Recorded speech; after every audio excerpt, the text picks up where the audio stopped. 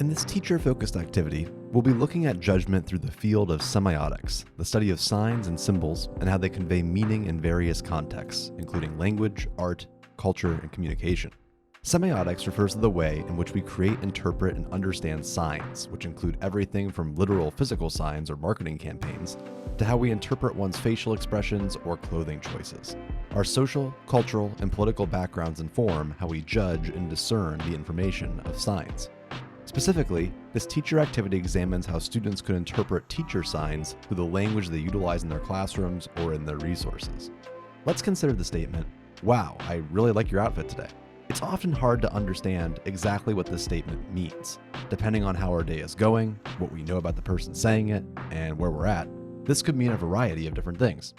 "Wow, I really like your outfit today" could be a fact that you really have an awesome outfit and the person likes it. "Wow, I really like your outfit today" could just be a statement of value, that the outfit suits you and it fits who you are. "Wow, I really like your outfit today" could be ironic. The person maybe doesn't like you or doesn't think that you look that great and your outfit actually looks awful.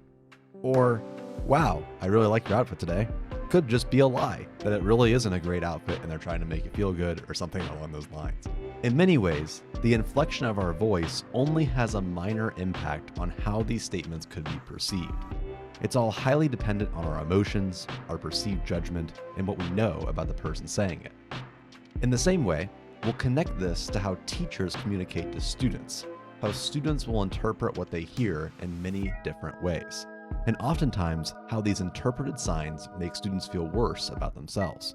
They often feel judged, demeaned, or hurt by how students perceive them, even if the teacher has good intentions. In the following images, we're presenting common signs from teacher syllabi that students receive on a daily basis.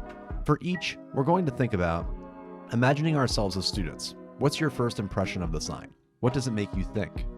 Imagine yourself as a different student. What's another way that this could be interpreted? Or imagine yourself as a person who created the sign. What are they trying to communicate? How could this sign or policy be changed or altered so that more people interpret it in a positive way? Each of these is an example from a publicly available source. They're real sections of the syllabi that have been redacted and slightly modified to protect teacher identities. At the end, we'll go through our thoughts.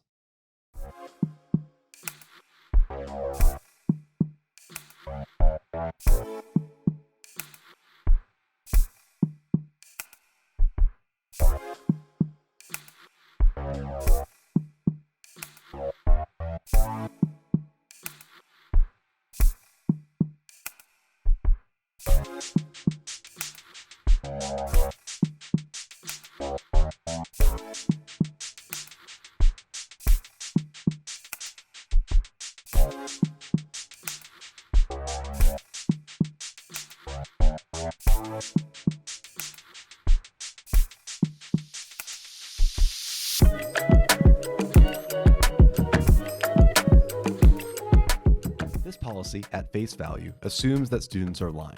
Submitting proof of a death certificate or court filing would be a traumatic experience and really is a pretty inhumane thing to do.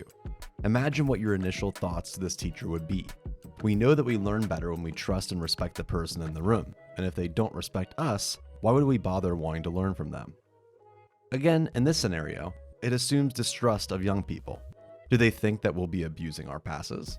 Plus, what if we're required to use the restroom more often for various reasons? In this case, we're being punished for our individual needs that have nothing to do with learning. Strict electronics policies like this, and like all the rest, assume distrust in students.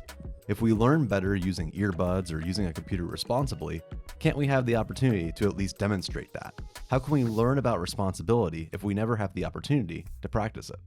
And finally, our last example is a little more indirect than the others. It isn't necessarily that this example distrusts students or makes us feel explicitly bad, but we're confused by the interpretation of behavior as monetary. It makes us feel like our relationships aren't authentic, but they're actual transactions. That the way that we communicate with the instructor is an investment rather than simply connecting to another person as a person. So what do you think? How do your ideas compare? What other examples of semiotics and judgment can be found throughout a curriculum that should be analyzed?